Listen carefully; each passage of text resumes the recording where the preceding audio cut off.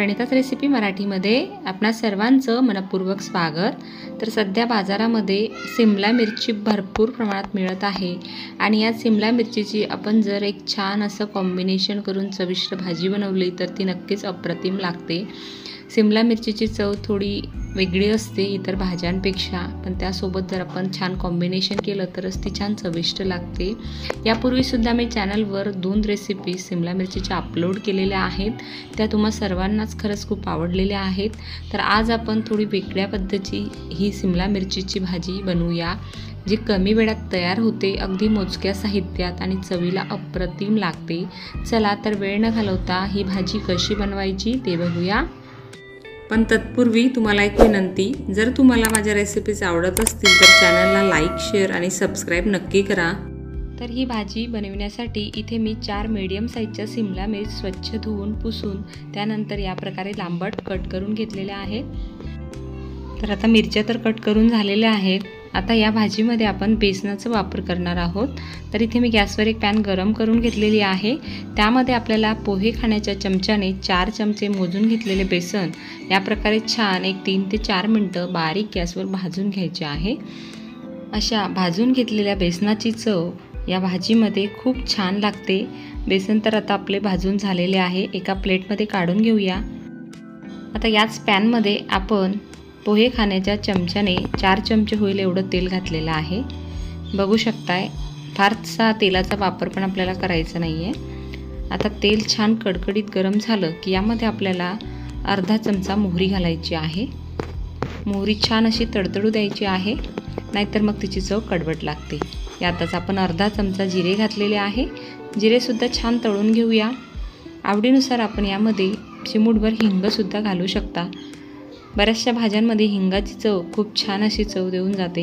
हिंग घातल्यानंतर एक मोठ्या साईजचा बारीक चिरून घेतलेला कांदा मी यामध्ये घातलेला आहे आणि हा कांदा आपल्याला मीडियम गॅसवर छान असा या तेलामध्ये तळून घ्यायचा आहे। कांदा छान तळून झालाय तर यामध्ये मी 1 चमचा अद्रक आणि लसूणची पेस्ट घातलेली आहे। आवडीनुसार यामध्ये आपण अगदी मिरच्या कापल्या त्याप्रमाणेच लांबट कांदा कापून सुद्धा घालू शकता। आता बघा, कांदा छान असा फ्राय झालेला आहे, रंगसुद्धा बदललेला आहे। तर यामध्ये आपण आता काही मसाले घालूया। तर सर्वप्रथम या ठिकाणी इथे मी घालत आहे लाल तिखट, जे आपल्या चवीनुसार आपण घ्यायचं आहे। पण इथे मी साधारण 1 चमचा मीडियम चवीचं लाल तिखट घातलेलं आहे आणि अर्धा चमचा धन्याची पावडर घालते आहे। त्याचबरोबर एक साधारण पाव चमचा हळद पावडर घातलेली आहे। आता तेलामध्ये आपण हे छान असं तळून घ्यायचं आहे। गॅसची फ्लेम यावेळी आपण अगदी मीडियम टू लो ठेवलेली आहे, नाहीतर तिखट लगेच तेलामध्ये जळू शकतं। आता यात इथे मी घालत आहे अर्धा चमचा गरम मसाला, जो की आपण नॉर्मल कोरड्या भाज्यांना वापरत असतो। हवं तर आपण यामध्ये खडा मसालासुद्धा थोडा आपल्या आवडीनुसार घालू शकता। आता हे आपण छान असं तळून घेतलेलं आहे मीडियम गॅसवर। यामध्ये आता आपण कापून घेतलेली सिमला मिर्च घालायची आहे। यावेळी आपण अगदी गॅसची फ्लेम मीडियम टू लोच ठेवलेली आहे।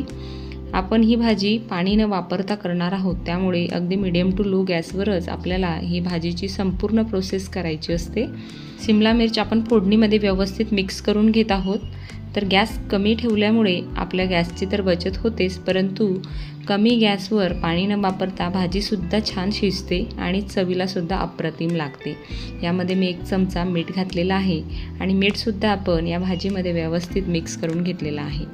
आता यावर आपण झाकण ठेवूया आणि साधारण एक 5 मिनिट ही भाजी शिजवून घेऊया। आपण 3-4 मिनिटांनंतर इथे भाजी चेक करत आहोत आणि छान असं मिक्स करून घेत आहोत, नाहीतर भाजी तळाला लागू शकते। आता या प्रकारे आपण परत झाकण ठेवूया आणि आणखी 2 ते 3 मिनिटं भाजी छान अशी शिजवून घेऊया। तर आता या प्रकारे फोडणीमध्ये आपण 5 ते 6 मिनिटं सिमला मिर्च शिजवून घेतल्यानंतर यामध्ये मी भाजून घेतलेले 4 चमचे बेसन पीठ घातले, सोबतच अर्धा चमचा आमचूर पावडरसुद्धा घातलेली आहे। फक्त नकळतपणे तो व्हिडिओ शूट झालेला नाही। आता हे आपण बेसन पीठ व्यवस्थित मिक्स करून घेतलेलं आहे। आता यावर झाकण ठेवूया आणि साधारण 3 ते 4 मिनिटं परत ही भाजी आपल्याला वाफवून घ्यायची आहे। बघा, 4 मिनिटांनंतर आपली भाजी तयार आहे। छान अशी चटपटीत अशी बेसन आणि सिमला मिरचीची चविष्ट अशी भाजी तयार आहे। याला आपण सिमला मिरचीचे बेसनसुद्धा म्हणू शकता। यातच आता आपण घालूया कोथिंबीर। यामध्ये आपण एक थेंबही पाण्याचा वापर केलेला नाही, परंतु आपल्याला आवडत असेल तर आपण यामध्ये 1-2 चमचे पाणीसुद्धा यावेळेस घालू शकता। इथे मी या भाजीमध्ये पाणी वापरलेले नाही। तर ही टेस्टी अशी भाजी तयार आहे। आयत्या वेळी आपण डब्यावर सुद्धा बनवून देऊ शकता। फार कमी वेळात तयार होते।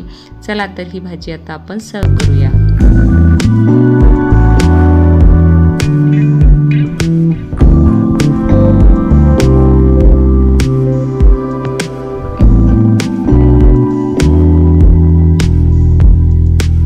तर तयार आहे चटपटीत अशी सिमला मिरचीची बेसन घालून भाजी। ही भाजी आपण पोळीसोबत भाकरीसोबत सर्व करू शकता। चवीला अप्रतिम लागते।